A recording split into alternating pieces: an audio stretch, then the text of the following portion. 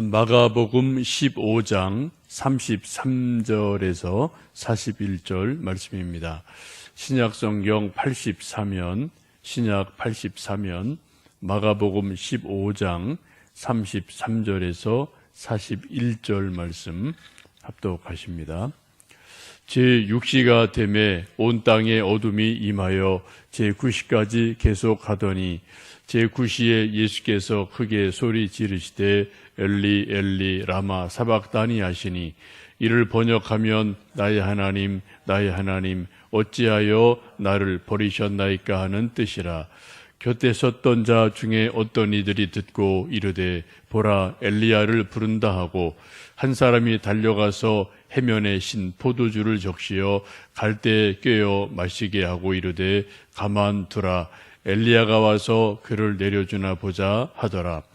예수께서 큰 소리를 지르시고 숨지시니라. 이에 성소 휘장이 위로부터 아래까지 찢어져 둘이 되니라. 예수를 향하여 섰던 백부장이 그렇게 숨지심을 보고 이르되 이 사람은 진실로 하나님의 아들이었도다 하더라.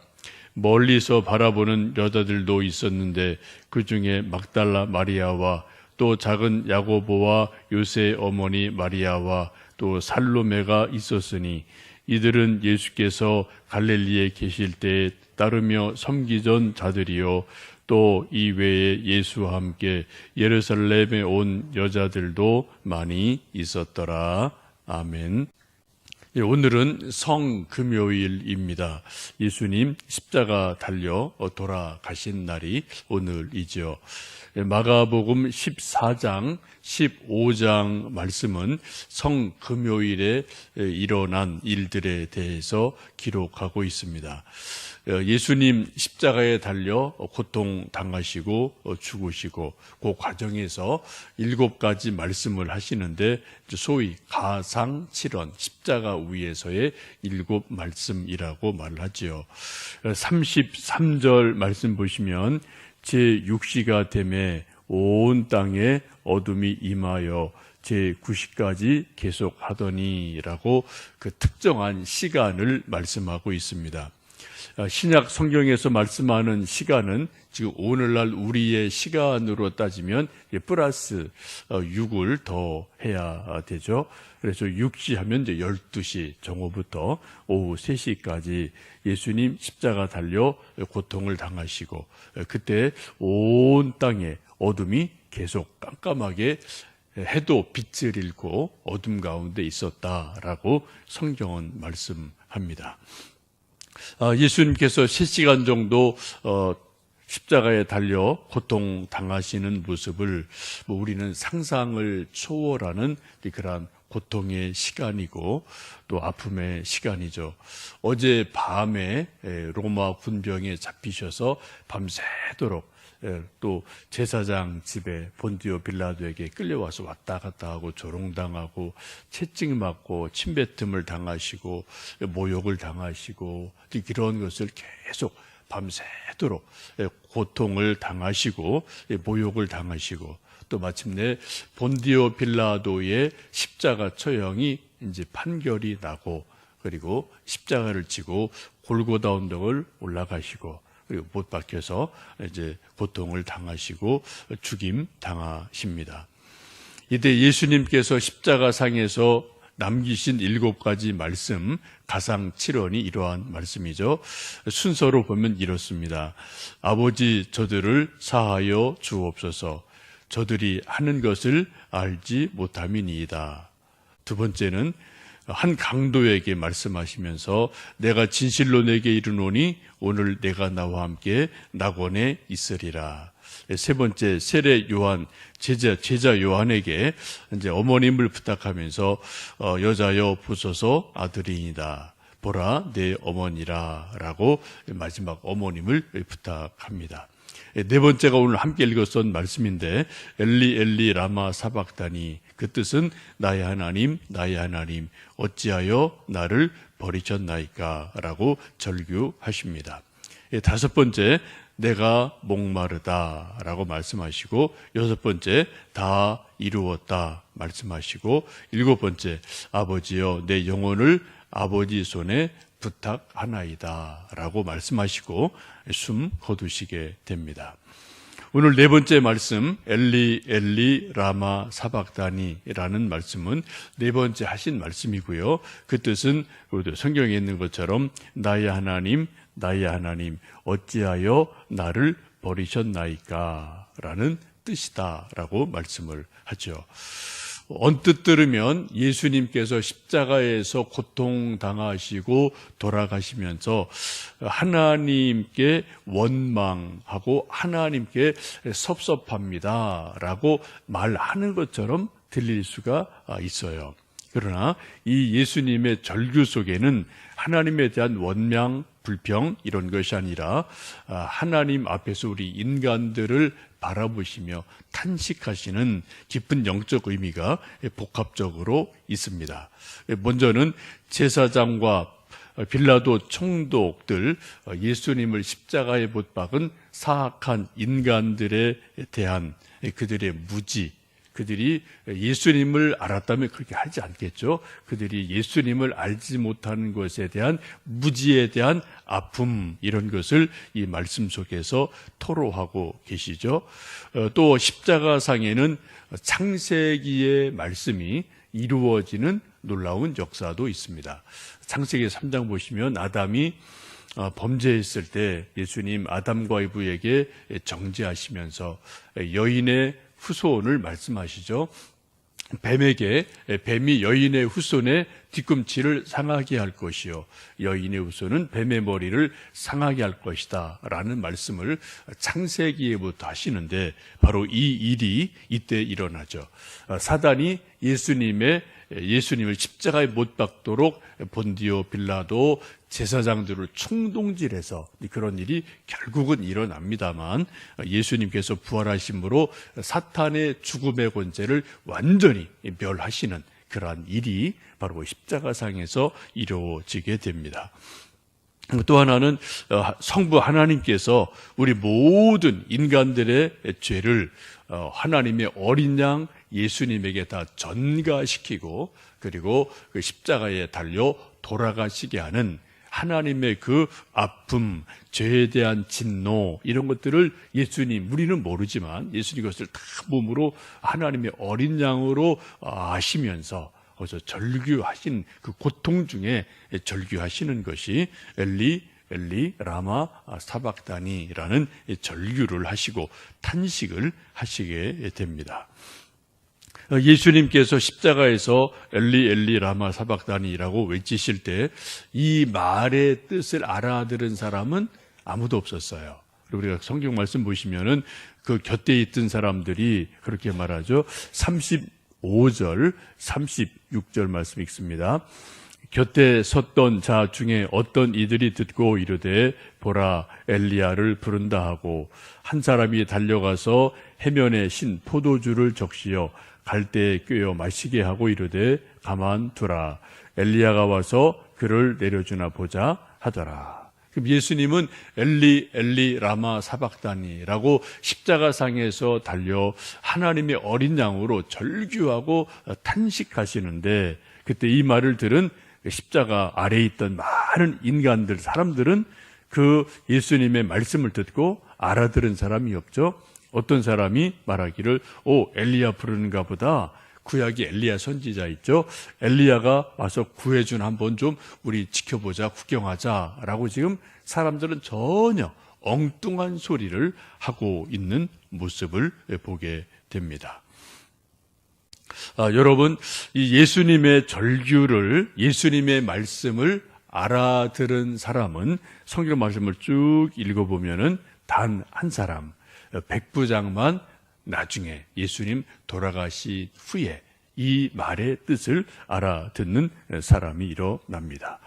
예수님이 그렇게 절규하시고 30절 보시면은 큰 소리로 지르시고 숨지셨다. 마지막 말씀이 아버지 내 영혼을 아버지 손에 부탁하나이다. 이 말씀을 외치시고 숨지시죠.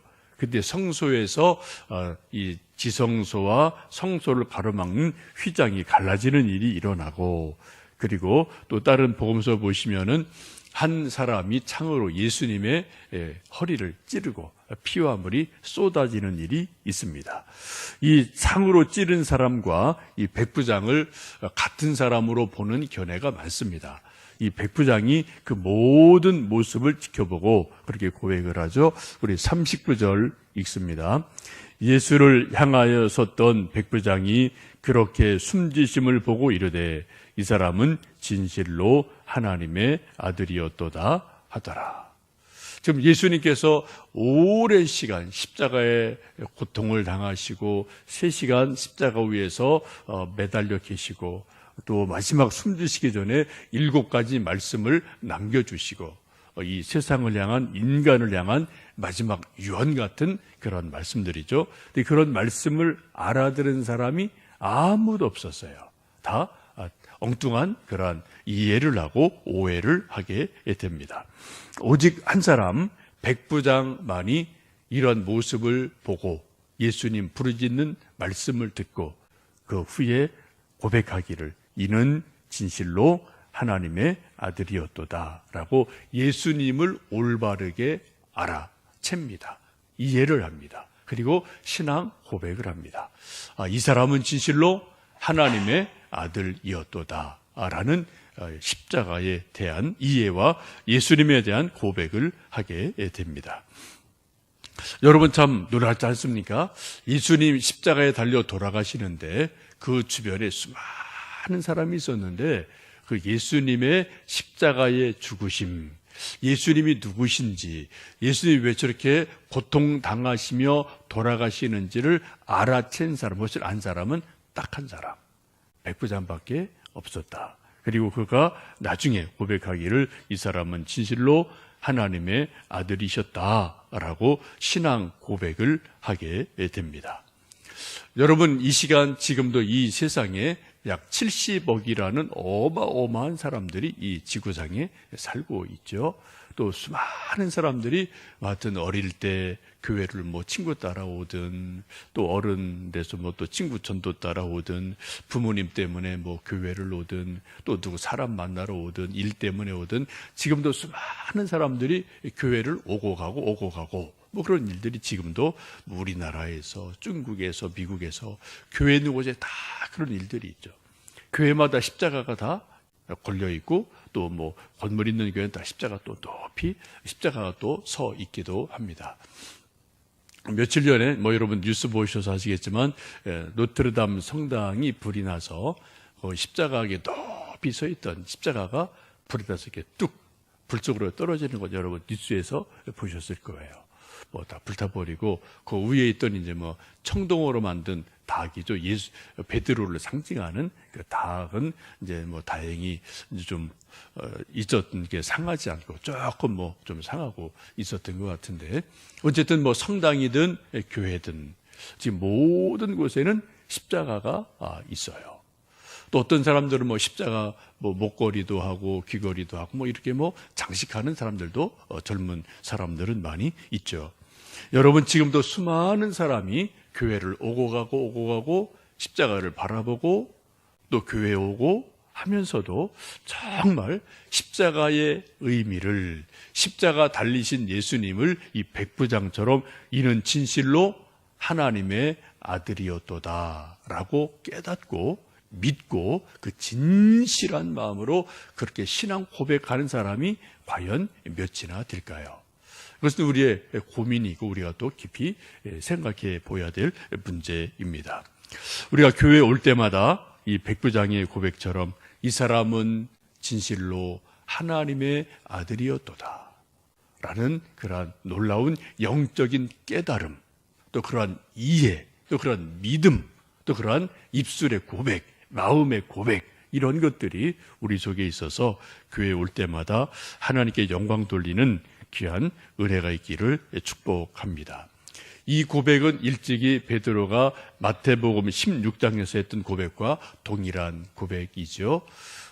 예수님께서 너희는 나를 누구라 하느냐라고 질문할 때 주는 그리스도시요 살아계신 하나님의 아들이십니다. 근데 이 고백했던 베드로는 막상 십자가 달려 돌아가실 때는 없었어요. 그 현장에 없었습니다. 참 묘하죠? 그런데 예수님을 죽인 그 백부장은 놀랍게도 그 십자가 현장에서 또 예수님이 하나님의 아들이심을 깨닫는 놀라운 역사가 있습니다. 이것을 보면은 사람들이 십자가에 대한 이해, 믿음이 언제 어떻게 일어날지는 아무도 모르는 것 같아요. 그래서 우리가 늘 교회 나오셔야 되고, 늘 성경 보셔야 되고, 늘 십자가 붙드셔야 되고, 또 십자가를 바라보셔야 될 줄로 압니다. 기독교 전승에 의하면 이 예수님에 대한 십자가 고백을 하고 또 허리에 창으로 찔렀던 이 사람을 론지누스라고 말합니다. 혹시 여러분 로마 바티칸에 있는 베드로 대성당 가보시면은 그 앞에 여기 강단 같은 게 있고 요 앞에 큰 기둥들이 쭉 있죠. 큰 기둥 요 한편에 한 사람이 큰 석상으로 창을 들고 서 있는 사람을 혹 보신 적이 있을지 모르겠습니다. 그 사람이 론지누스라는 사람이에요. 예수님을 창으로 이렇게 허리를 찌르고 그때 물과 피가 쏟아져 내리면서 좀 하나님의 신비한 은총을 체험을 해요. 병이 들렀다가 또 병이 나요. 그리고 이제 예수님의 제자가 돼서 멀리 외국에 가서 복음을 전하다가 순교한 분으로 기독교 전승에서는 이야기를 합니다. 그래서 이제 그분을 이제 상징해서 그 베드로 대성당 큰 기둥에 이렇게 좀 세워놓은 그런 모습이 지금 바티칸에 가면 그 모습이 있습니다. 오늘은 성금요일입니다. 십자가를 묵상하며 우리가 이 백부장의 고백처럼 이 사람은 진실로 하나님의 아들이었도다라는 신앙 고백을 하고 십자가 앞에 기도하고 십자가 은혜를 덧입는 복된 하루 되시고요. 오늘도 저녁 기도회, 내일까지 새벽 기도회는 내일도 합니다. 내일까지 또 오셔서 함께 예수님의 죽으심, 부활하심을 준비하고 맞이하는 복된 주의 날 되기를 축복합니다. 함께 기도하겠습니다.